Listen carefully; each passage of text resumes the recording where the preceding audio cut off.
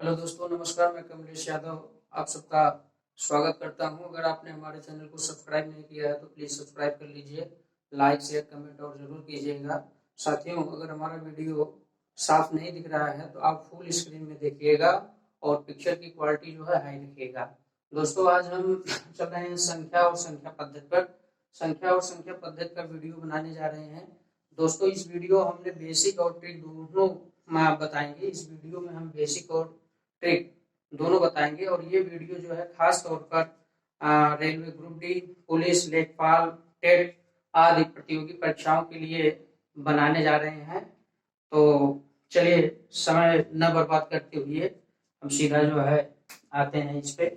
और देखिए, संख्या और संख्या पद्धति। सबसे पहले देखिए, प्राकृत अथवा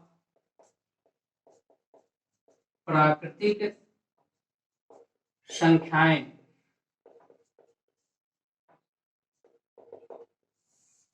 देखिए, प्राकृत अथवा प्राकृतिक संख्याएं, इसको हम प्राकृतिक भी कह सकते हैं और प्राकृतिक भी कह सकते हैं। तो प्राकृतिक और प्राकृतिक अथवा प्राकृत संख्याएं किसको कहते हैं? गिनती को, अर्थात 1 2 3 4 5, 1 2 3 4 5 डॉट डॉट आदि को क्या कहते हैं? प्राकृतिक संख्याएं कहते हैं। ठीक, इसमें देखेंगे सबसे छोटी क्या है? 1 है। तो अर्थात हम ये भी कह सकते हैं सबसे छोटी प्राकृतिक संख्या बराबर 1। अगर ये पूछा जाए कि सबसे छोटी प्राकृतिक संख्या क्या है, तो सबसे छोटी प्राकृतिक संख्या 1 है।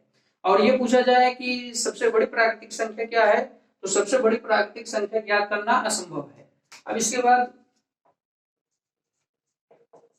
पूर्ण संख्याएं।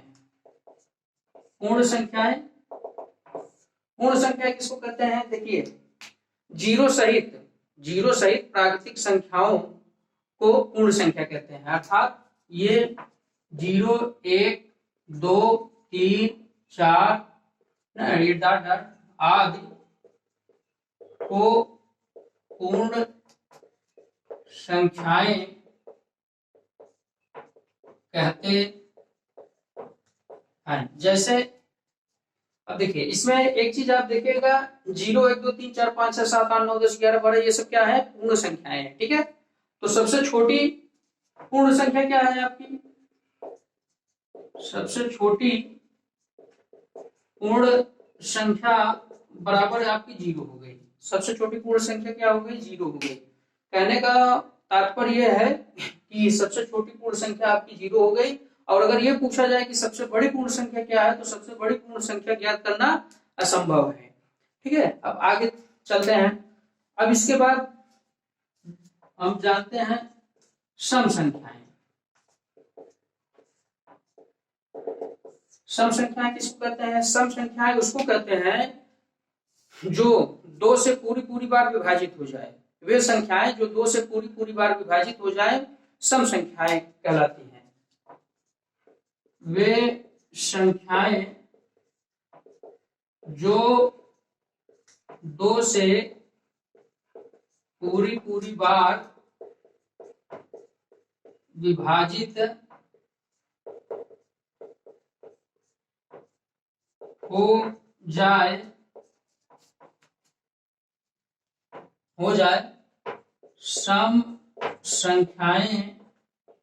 जाए सम संख्याएं कहलाती हैं। सम संख्याएं कहलाती हैं। जैसे आपका 20 हो गया, 24 हो गया, 28 हो गया, 56 हो गया, ठीक, 80 हो गया, 140 हो गया आदि। ये देखिए, जितनी भी ये सम संख्याएं हैं, जितनी भी सम संख्याएं हैं, सब ये देखिए 2 से कट जाएंगी। 20 को देखिए, 2 से कट जाएगी, 24 से कटेगी, 28 भी कट जाएगी, 56 भी कट जाएगी, 80 भी कट जाएगी, 140 भी कट जाएगी। ये सब संख्याएं जो है 2 से कट जाएंगी, इसलिए ये 2, 20, 24, 28, 56, 80, 140 ये सब संख्याएं क्या है? सम संख्याएं हैं। अब आगे देखते हैं विषम संख्याएं।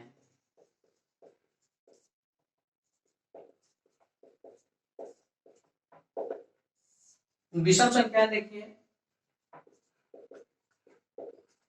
वे संख्याएं जो 2 से पूरी पूरी बार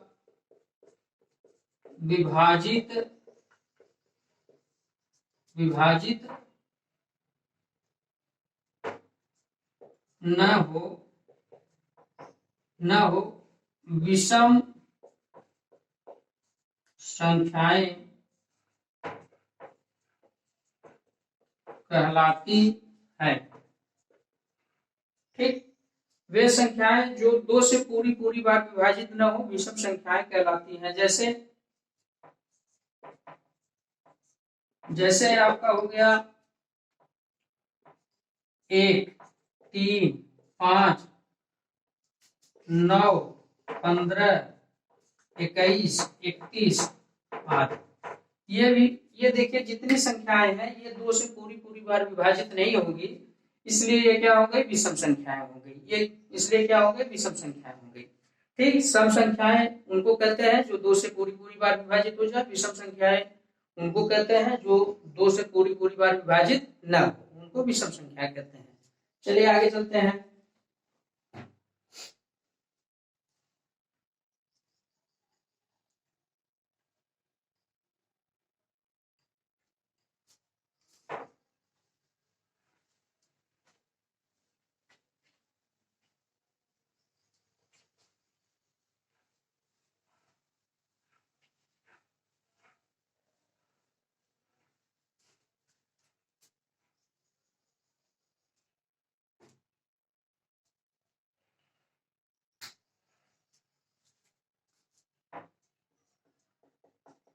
पूर्णांक, पूर्णांक किसको कहते हैं? देखिए ऋण पूर्णांक शून्य, ऋण पूर्णांकों शून्य तथा धन पूर्णांकों के समूह को पूर्णांक कहते हैं।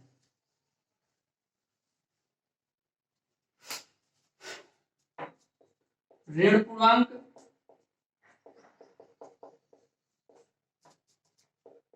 शून्य तथा धन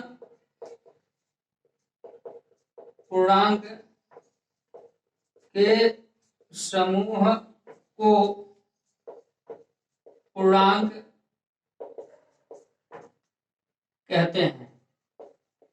ठीक, जैसे देखिए ये पूर्णांक हो गया, ये देखिए ये आपका धन पूर्णांक हुआ।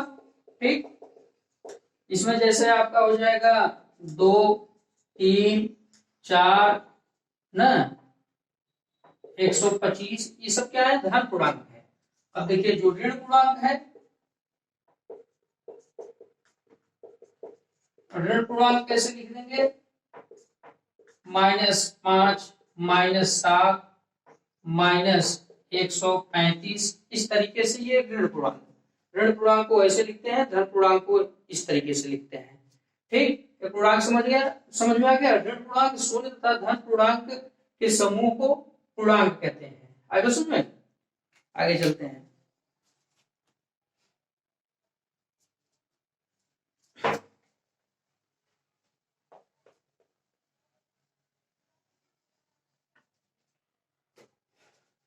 अब देखिए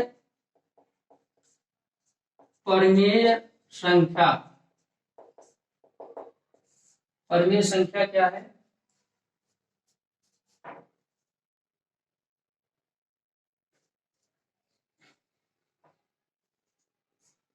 P/Q के रूप में व्यक्त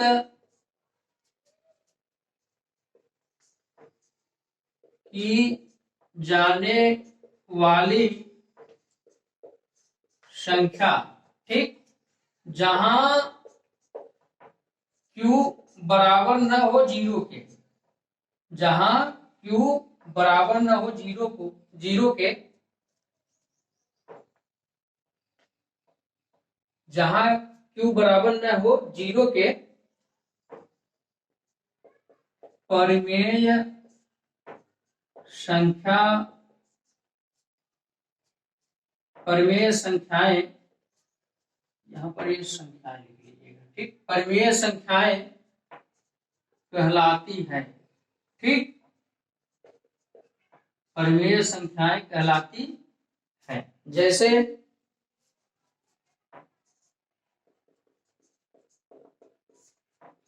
2/3, 5/7, 8/9, ठीक, 25, 37 आदि, ठीक। P/Q के रूप में व्यक्त की जाने वाली संख्या जहां पर Q बराबर न हो जीरो के, क्योंकि अगर हम यहाँ पर Q बराबर जीरो के हो जाएगा, अगर किसी भी संख्या में जीरो का भाग लगाएंगे तो वो अनंत हो जाएगा। क्या हो जाएगा? अनंत हो जाएगा। आएगा समझ में? तो जहां पर Q बराबर न हो जीरो के, तो उसको क्या कहते हैं? परिमेय संख्या कहते हैं। जैसे 2/3, 7/5, 8/9, 25, 37 आदि। अब आप कह रहे होंगे कि ये तो P/Q के रूप में है तीनों, लेकिन अब आप ये सोच रहे हैं कि आखिर 25 और 37 P/Q के रूप में क्यों नहीं है? तो आपकी जानकारी के लिए बता दें कि कोई भी संख्या होती है, कोई भी संख्या का हर हमेशा एक होता है, उसको लिखा नहीं जाता है, ठीक। अगर ये जैसे 25 है तो 25 को हम लिख सकते हैं 25/1, 37 है तो 37 को हम लिख सकते हैं 37/1। ये देखिए P/Q के रूप में हो गया ना, P/Q के रूप में हो गया, इसलिए ये भी 25 और 37 भी परिमेय संख्या है। इसीलिए कहा जाता है, क्या कहा जाता है नोट में देखिए, इसीलिए कहा जाता है कि सभी परिमेय संख्या भिन्न होती है, लेकिन एक मिनट, थोड़ा मिस्टेक हो गया, सभी भिन्न परिमेय संख्या होती है, उल्टा हमने बता दिया। सभी भिन्न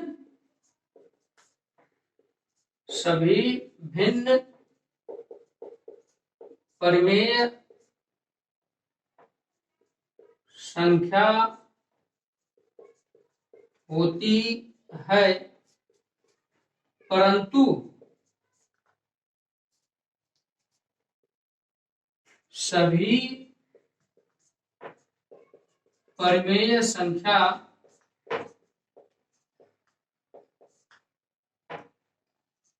भिन्न नहीं होती है, ठीक।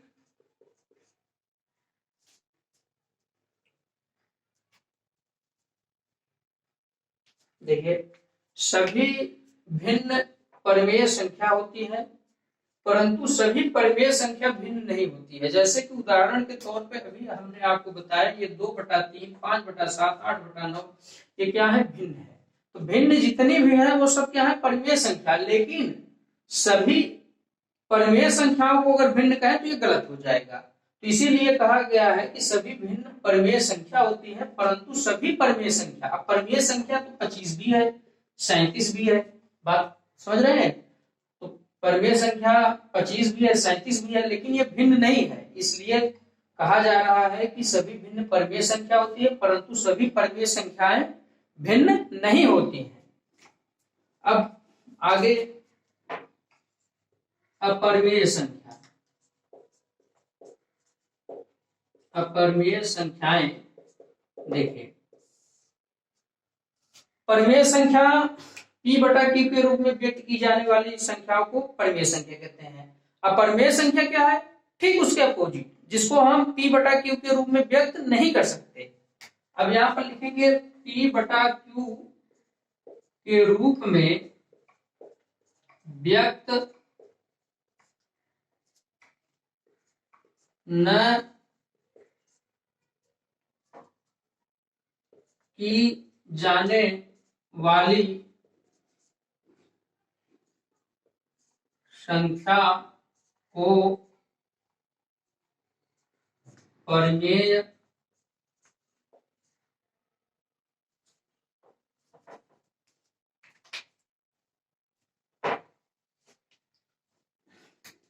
पी बटा क्यू के रूप में व्यक्त न की जाने वाली संख्या को अपरिमेय संख्याएं पी बटा की क्यू के रूप में व्यक्त न की जाने वाली संख्या को अपरिमेय संख्याएं कहते हैं। देखिए, परिमेय संख्याओं को पी बटा क्यू के रूप में व्यक्त कर सकते हैं, लेकिन अपरिमेय संख्या को पी बटा क्यू के रूप में व्यक्त नहीं कर सकते हैं। जैसे आप देख लीजिए, जैसे आपका ये पाई हो गया, √2 हो गया, √3 हो गया, ये सब क्या है? अपरिमेय संख्या है। क्या है? अपरिमेय संख्या है। क्यों है? जैसे देखिए, पाई का वैल्यू होता है 22/7। पाई का वैल्यू क्या होता है? पाई बराबर हम लिखते हैं ना 22/7। अगर हम 22 में 7 का भाग देंगे तो ये भाग आपका चलता जाएगा, मतलब शांत नहीं होगा, ये शांत है, तो इसको जो है पी बटा क्यू के रूप में लिख ही नहीं सकते। तो इसलिए पाई क्या हो गया? अपरिमेय संख्या हो गई।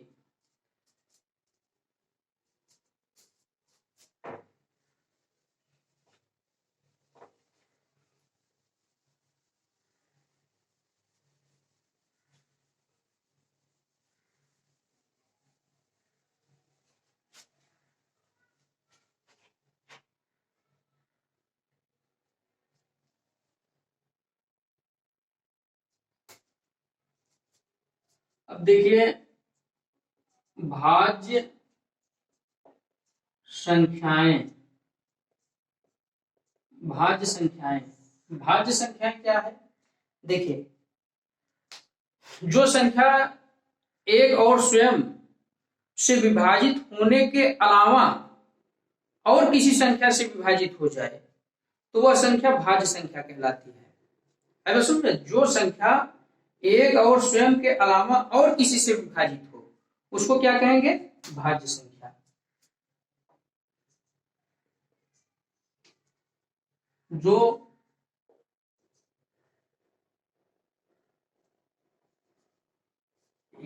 वे संख्याएं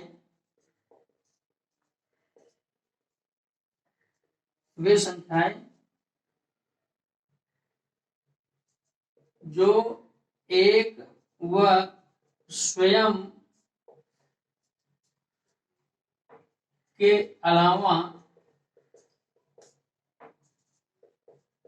और किसी संख्या से विभाजित हो जाए ऐसी संख्याओं को भाज्य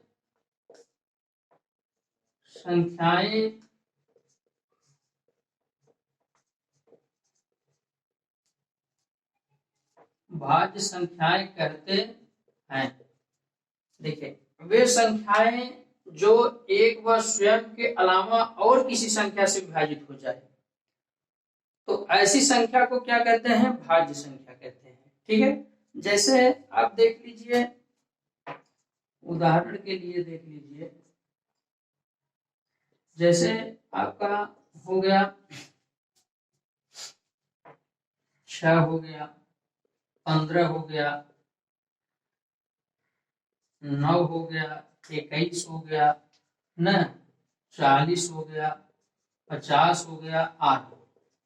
तो देखिए कैसे हो रहा है, इसे 6, ठीक, 6 देखिए 1 से तो पूरी बार कट जाएगा और 6 से भी पूरी बार कटेगा। ठीक, इन दोनों से तो कट गया, एक और स्वयं से कट गया, ठीक, पूरी बार विभाजित हो गया। अब इसके अलावा और संख्या से ये पूरी बार विभाजित हो रहा है, और किस संख्या से पूरी बार विभाजित हो रहा है? 2 और 3 से भी कट जाएगा। ठीक, तो इसलिए 6 क्या हो गई? भाज्य संख्या हो गई। इसी तरीके से 15 देखिए, ये तो 1 से कटेगा और 15 से तो कटेगा ही, लेकिन 1 और 15 के अलावा 3 और 5 से भी कट जाएगा, इसलिए 15 भी भाज्य संख्या हो गई। ठीक, इसी तरीके से 9 भी है, 21 भी है, 40 भी है, 50 भी है। बात समझ में आ गई? तो आप एक चीज ये देखिएगा, जो भाज्य संख्याएं होती है, ये जरूरी नहीं होता कि भाज्य संख्याएं हमेशा जो है सम हो। भाज्य संख्याएं सम और विषम दोनों हो सकती है। ठीक, तो यहां नोट में लिख लीजिएगा,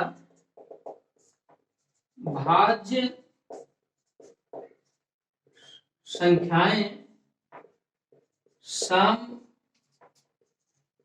और विषम दोनों हो सकती है। ठीक, भाज्य संख्याएं सम और विषम दोनों हो सकती हैं। ठीक है, अब इसके बाद हम आते हैं अभाज्य संख्याएं। अभाज्य संख्याएं, अभाज्य संख्याएं किसको कहते हैं? वे संख्याएं जो एक और स्वयं के अलावा और किसी भी संख्या से विभाजित न हो। वे संख्याएं जो एक और स्वयं के अलावा और किसी भी संख्या से विभाजित न हो, तो ऐसी संख्या को क्या कहते हैं? अभाज्य संख्या कहते हैं। यहां लिख लीजिए, वे संख्याएं जो एक व स्वयं के अलावा और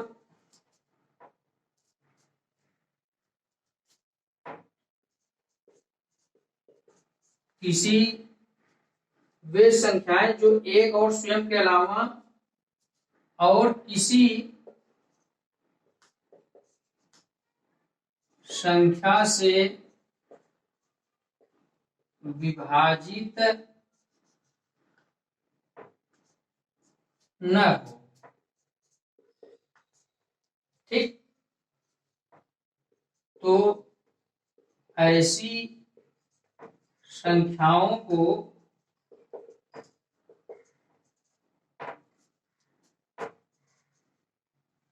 अभाज्य संख्याएं कहते हैं। ठीक, तो ऐसी संख्याओं को क्या कहते हैं? अभाज्य संख्याएं कहते हैं। देखिए, वे संख्याएं जो एक और स्वयं के अलावा और भी किसी संख्या से न विभाजित हो, तो ऐसी संख्या को अभाज्य संख्या कहते हैं। जैसे देख लीजिए, जैसे आप देख लीजिए 2,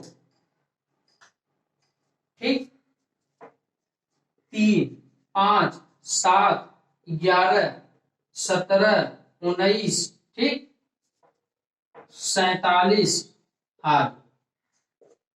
देख लीजिए, देखिए 2 है, 1 से कटेगी, 2 से कटेगी और इसके बाद और किसी से नहीं कटेगा।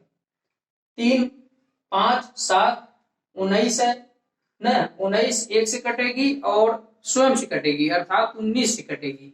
इसके अलावा और भी किसी संख्या से ये विभाजित नहीं होगी, तो इसलिए 19 क्या हो गई? अभाज्य संख्या हो गई। ठीक, इसी तरीके से 47 है, बात आई समझ में? और इसी तरीके से आपका 11 है, 7 है। ठीक, अच्छा, इसमें एक चीज आप देखिएगा कि 2 के बाद क्या करेंगे? देखिए, 2 के बाद जितनी भी अभाज्य संख्याएं हैं सब क्या है? विषम है। 2 के बाद जितनी भी अभाज्य संख्याएं हैं सब विषम है। केवल 2 ही ऐसी सम संख्या है जो कि अभाज्य है।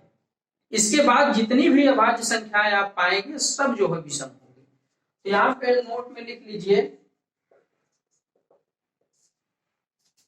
संख्या 2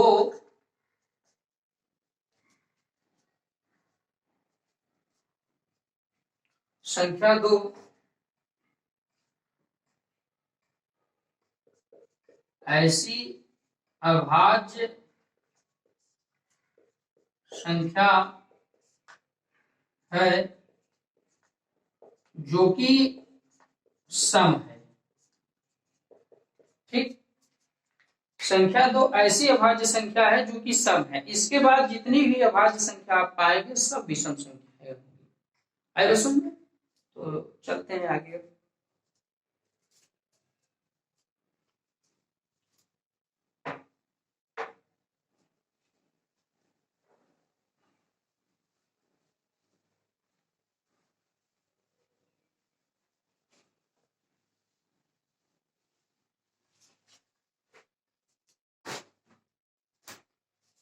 देखिए क्रमागत संख्याएं, क्रमागत संख्याएं किसको कहते हैं? जो क्रम से आए, क्रम से आने वाली संख्या। ठीक, क्रम से आने वाली, क्रम से आने वाली संख्या, क्रम से आने वाली संख्या को क्या कहते हैं? क्रमागत संख्या कहते हैं।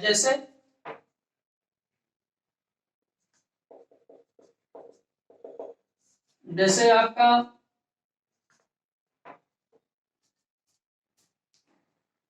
ये चल नहीं रहा है मार्कर, जैसे आपका हो गया 4 5, ये क्या हो गया? क्रमागत।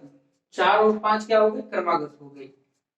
ठीक, 4 5 6 7 8, ये सब क्या हो गई? क्रमागत संख्याएं हो गई। 4 5 6 7 8, ये देखिए सब क्रम से आ रही है, तो ये क्या हो गई? क्रमागत संख्याएं हो गई। अब इसमें क्रमागत संख्याओं में भी देखिए आपका सम क्रमागत संख्या, सम क्रमागत संख्याएं, सम क्रमागत संख्या किसको कहते हैं? क्रम से आने वाली सम संख्या।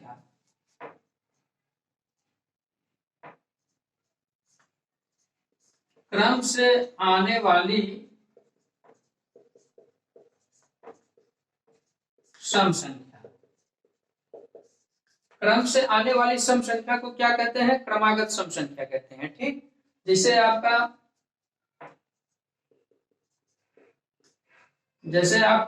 8 हो गया। अब 8 के बाद अगली सम संख्या कौन सी होगी? 10 होगी। अगली सम संख्या क्या होगी? 10 होगी। फिर इसके बाद क्या होगा? 12 होगा। फिर इसके बाद क्या होगा? 14 होगा। इसी तरीके से। ठीक, तो क्रमागत सम संख्याएं, सम क्रमागत संख्याएं किसको कहते हैं? क्रमागत सम संख्याएं किसको कहते हैं? इसको इस तरीके से लिख लीजिए,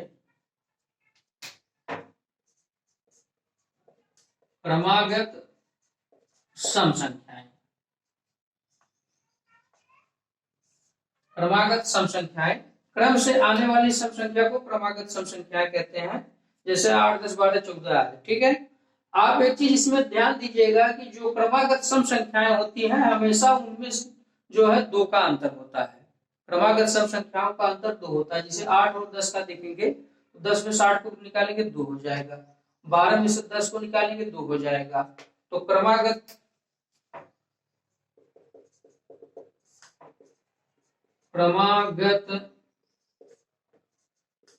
सम संख्या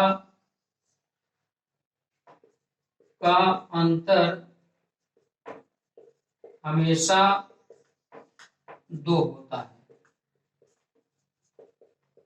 क्रमागत सम संख्या का अंतर हमेशा 2 होता है। ठीक है, अब देखिए इसी तरीके से क्रमागत विषम संख्याएं, क्रमागत विषम संख्याएं देखिए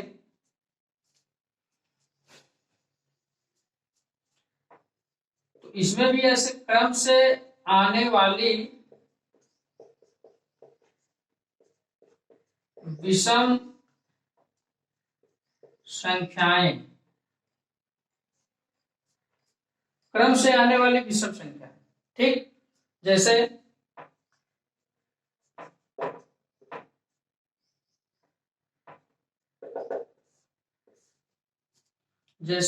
आपका 3 हो गया, 5 हो गया,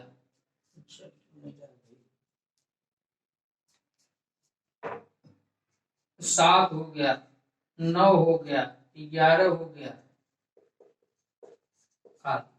देखिए क्रमागत विषम संख्याएं किसको कहते हैं? क्रम से आने वाली विषम संख्याओं को क्रमागत विषम संख्याएं कहते हैं। जैसे देखिए 3 5 7 9 11, इसमें भी आप ध्यान देंगे जैसे 3 और 5 है, इसका अंतर क्या होगा? 2 होगा। 5 और 7 को देखेंगे तो 2। इसमें भी वही चीज है कि क्रमागत विषम संख्याओं का अंतर भी हमेशा डोका होता है, जैसे ये सम वाला हो गया, ठीक है। इसी तरीके से ये भी है।